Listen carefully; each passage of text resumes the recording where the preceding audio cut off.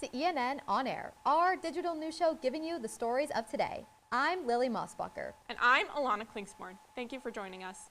Starting off tonight, over 24 monks have finally made their way up to North Carolina, and peace is what they're walking for.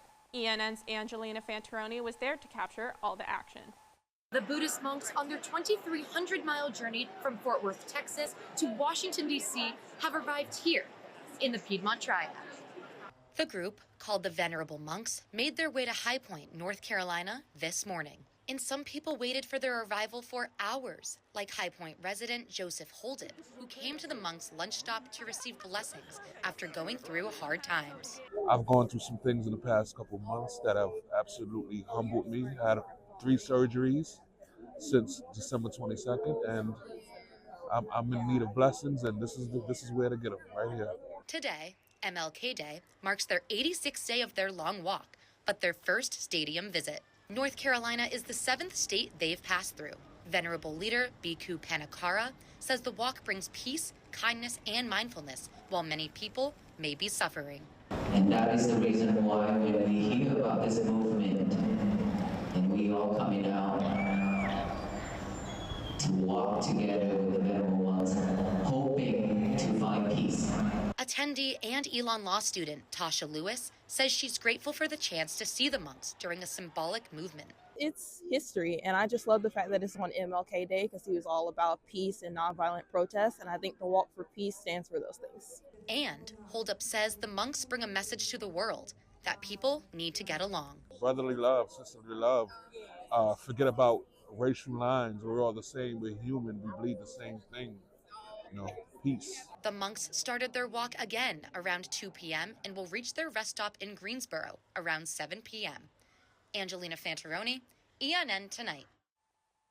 The city of High Point gifted the monks a city seal, and both the police department and fire department gifted them badges. Many students are saying that moving off campus has made them more mindful about safety. Alice Morrissey has more on the ins and outs of how students are feeling about living within the town.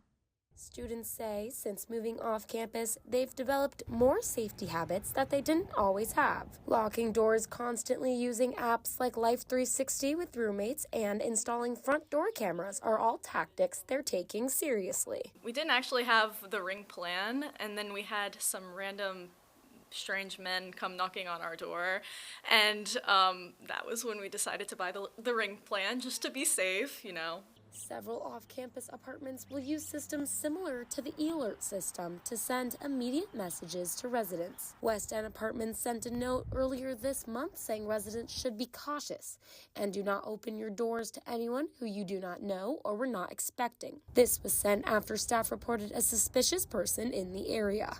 It can be a little frightening, especially you hear all the stories on the news, but I think that we are able to trust that the Elon Police Department and the people here are doing the best they can to keep us safe. Elon website has safety tips for students both on and off campus, encouraging people to lock doors and report any suspicious activity. Alice Morrissey, ENN Tonight. And on top of students feeling unsafe off campus, the residents at West End and Trollinger Apartments are uncertain about their living situation after the ownership and management of the 2 complexes has changed with little information of who's now in charge. Residents received an email on January 12th saying that 3 days later, there would be a new management company that would run the complex. Former managers, Redstone Property Management, have already logged tenants out of their online portals. Students who live there still don't know who the managers are or who to go to with questions. Elon senior Annie Gozin, who's lived in West End for roughly a year, says the silence has been disturbing. I honestly think the communication it's been really difficult, and there's basically none at all. I've talked to my other friends living in other apartments in West End, and we have no answers. According to North Carolina business records, the property is now owned by Second Elon Properties LLC, a company that's been registered since 2002. Redstone and Second Elon Properties have not responded to ENN at this time. Penalties in North Carolina animal shelters have tripled in just the past year. The state's Department of Agriculture found that these disciplinary actions has rose from just 7 to 22. mostly from lack of resources and staff experiences. WRAL spoke with the state's animal welfare director, and she says that the staff members could benefit from additional training, mostly because they are new. Some of these disciplinary actions result in fines, but if an animal suffered, there will be civil penalty. No shelters in Alamance County were fined. For the first time ever, Health EU is offering 1-credit courses during J-term. These winter term Health EU courses are geared towards promoting wellness during a time of year that is typically stressful because of the different pace. Elon counselor Bonnie Buckley is teaching Being Brave, a course that helps students work through anxiety-inducing situations. Buckley is not a full-time professor, but she enjoys these opportunities to teach. I love what I do in counseling services. I do not want to be a full-time faculty member, but I love being in the classroom. So this is a really great opportunity for me to have my cake and eat it too.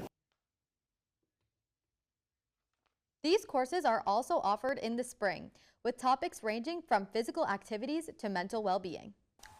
Formal sorority recruitment is right around the corner. Traditionally during Fake Break, it begins this Friday and will end Wednesday 28th for a full 5 days.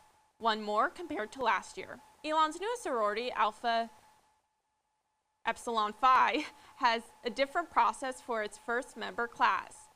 But this year, they'll join the other 9 sororities in its formal recruitment. Right after sorority rush ends, fraternity recruitment starts, and on the first day of classes. It will run from the 30th until February 5th for a full 7 days of rush. And on top of that, Elon's Kappa Sigma chapter will be back for their first formal recruitment since 2019. Artificial intelligence has become a part of daily life. And for college students across the country, AI is front of mind when it comes to job hunting.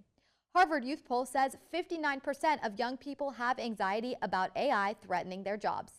Elon University has focused on AI in higher education, and it's trying to curb concerns about AI taking jobs. But when asked, Elon students say they're not concerned about the threat of AI and their careers. I'm not too worried about AI taking my job. I think it'll make it faster and it'll make it easier, but I don't think I'll ever get outright replaced. I'm a strat comm major and I'm not really scared because I feel like it's like a trend and it'll die down. Students say they see AI becoming a tool for their jobs more than a threat.